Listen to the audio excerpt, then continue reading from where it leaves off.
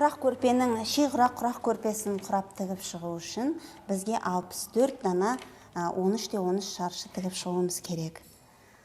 Сол үшін барлығы бір ғана арғашықтықта тігіліп өту керек. Бастап көрсең болады. Өте тамаша. Гүлстан Жандос қызы 10 саусағынан өнер тамған шебер.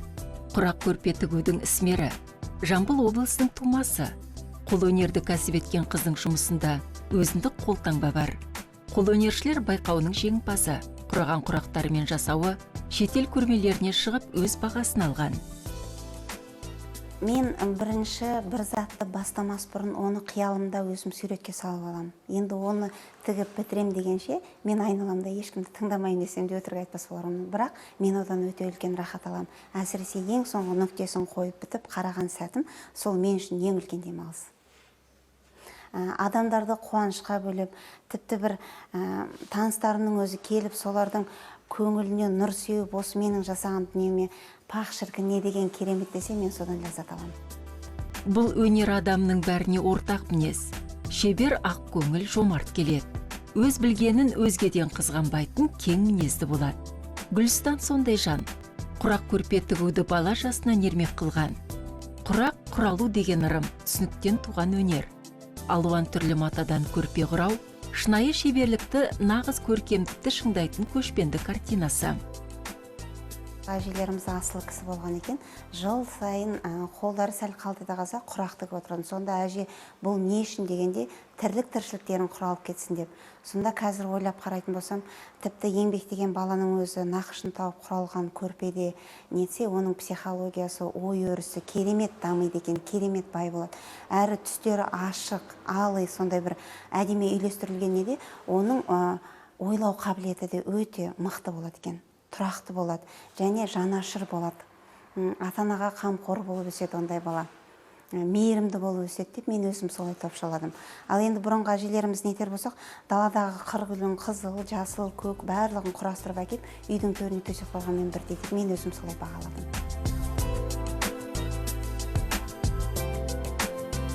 Құрақ құрау бұрын ауылдағы екі әйелдің бірінің қолынан келсе, қазір сирек өнер саналады. Көңілдің сұлу суретінен шыққан өнердің өрісіген. Құрақ өнері өзінің мәнділігіменен құрастыру, әртүрлі маталардың әртүрлі түстерменен өрнектеу арқылы келген өнер. Бұл жерде мысалға айтатын болсақ, маңыздылығын айтатын болсақ, құрақ өнерінің нәресте туылған кезде арнайы жасау, құрастырып, оның әрбір құраған өрнектерге мән бере отырып, мағынасын ашып отырып жасау. Мысалға біз айтатын болсақ, ботагөз, ортасына ботагөз тігіп, 2 ботагөз, 3 ботагөз салып отырып, тырнақша құрақтармен жауып отырып, одан кейін құлақшалармен жабады. Енді бұлардың бәрін әрқайсысын аты жөнін айтып тұрғанда естіген адамға түсініксіз. Жалпы құрақ деп айтқан кезде маталарды, әртүрлі маталардың өзіндік ерекшелігіне қарай, түстеріне қарай құрастырып, бір біткен бір композицияны көрсетіп отырады. Ода көрпеше, құрақ жастық, түс киіздерді, тағы да басқа заттарға қолданып отырады. Ол мысалға кілем тоқу өнерінен қоржын тігетін болса, құрақтан да мысалға қоржын жасап, болмаса жаңағы дорбалар, мысалы қыз балдардың мектепке баратын дорбаларын сол құрақ техникасымен жасап беріп отырған. Ол бір жағынан жеңіл, бір жағынан сәнді болған.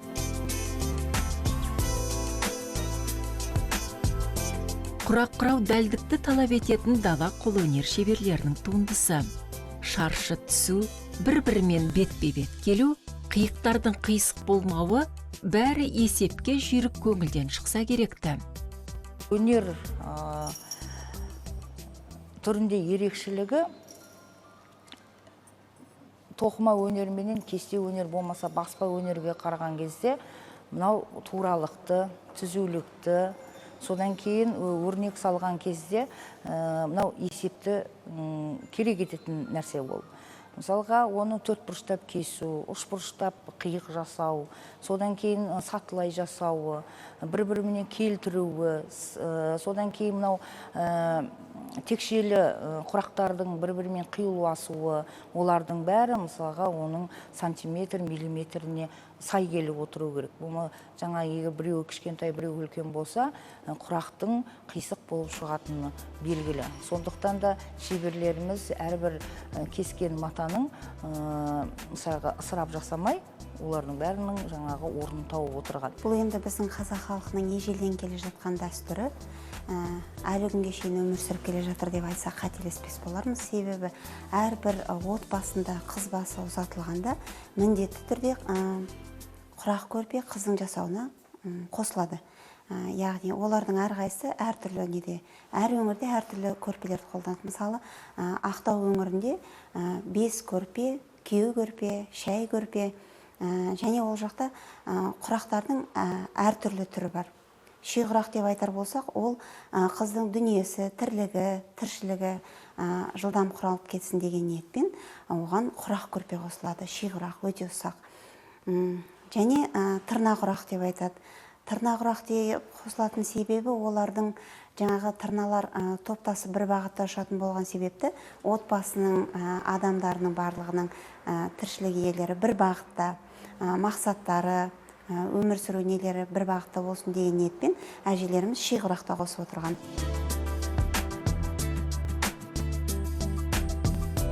Кез келген халықтың ұлт пен ұлыс өнерінің пайда болу даму кезеңі болады. Құрақ өнері де жібек жолымен бірге дамыған. Қытайдың жібегі мен арабтың матасы төл өнерімізді түлетті. Өнер танушылар пікірі осыған саяды. Жалпы Қазақстанда құрақ тігу өнерінде өзінің өңірлік ерекшеліктері бар.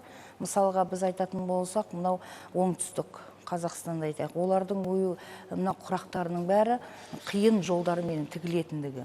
Олардың майда болып тігілуі. Содан кейін мынау әсіресе текшелі құрақтар бота көзбенен бірге құрастырып отырып, содан кейін мынау құлақша салып айналдырып алып кететіні. Оның мысалға оңтүстік Қазақстанның құрақтарында астар жасап, әр өрнектің құрақтың салынып отыратын матаның астына астар салынып отырады. Сондықтан да ол астарлы құрақтардың бәрі көпке шыдайтындықтар сондай. Мынау батыс өңіріне қарағай құрақтардың көбісі үлкенірек болып келеді. Көздері де үлкен. Мынау қиықтап салынған шетірмек ой несі құрақтары да бәрі ірі-ірі болып келетіндер. Оны мысалға жалпы ол сәндік үшін де жасалынатын нәрсе. Бір жағынан ол тез бітеді, майдалап құрап отырғаннан гөрі. Мынау біздің осы Алматы орталық Қазақстанға қарай өңірдің құрақтарында мынау оңтүстікке жақындырақ келеді, бірақ батыспенен оңтүстіктің детальдары, тігу мәнерлері осы жерге келіп отырады. Өнер дамиды, бұл заңдылық. Бұрын матаның қиындысынан басталған қолөнер қазір кестемен, тіпті ою өрнекпен көмкерілген. Қыздың жасауы, отау үйдің жабдығы бәрі құрақпен құралып, кестемен көркемделуде. Қазақ үшін құрақтың да, ою өрнектің, кестенің де қолданылатын орны бар.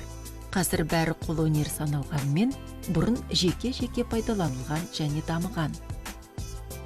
Шиғырақ көбінесе біздің Азия деп айтамыз ба, Қазақстан халқында төр көрпемен, қонақ көрпемен және жастықтарға қолданылады.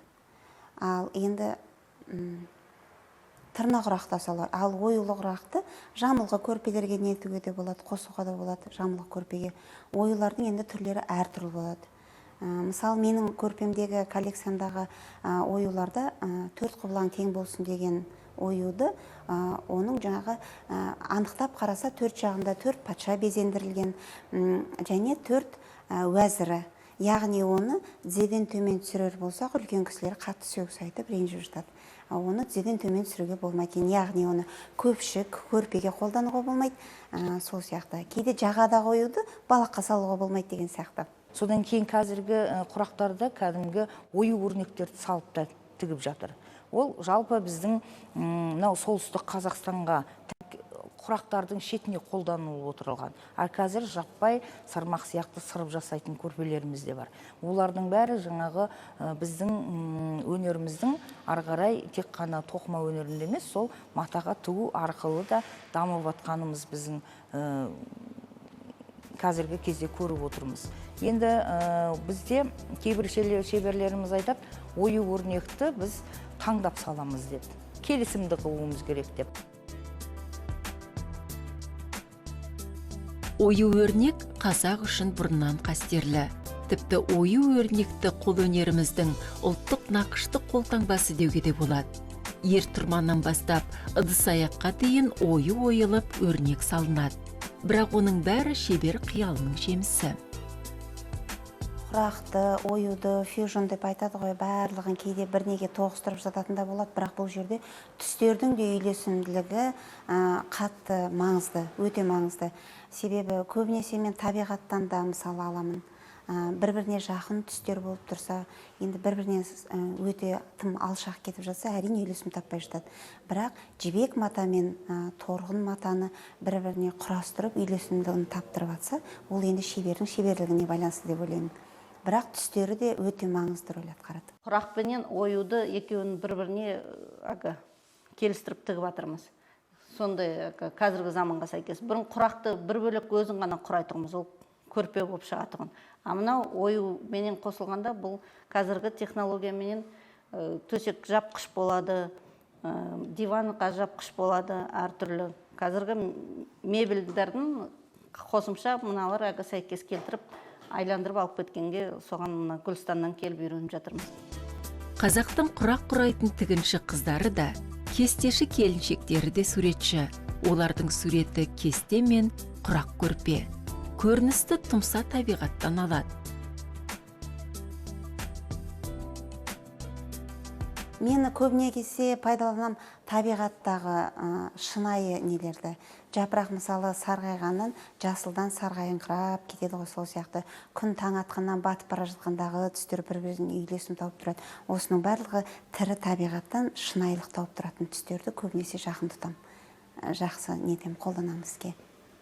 Бір-біріне қарама-қайшыға келіп тұрған затты бір-біріне қанша құрап тігіп еңбегін бір таңнан бір таңға ұласып жатса да, бірақ оның барлығы жоққа шығып жататын кездер болып жатады. Оны өтірік айта алмаймын.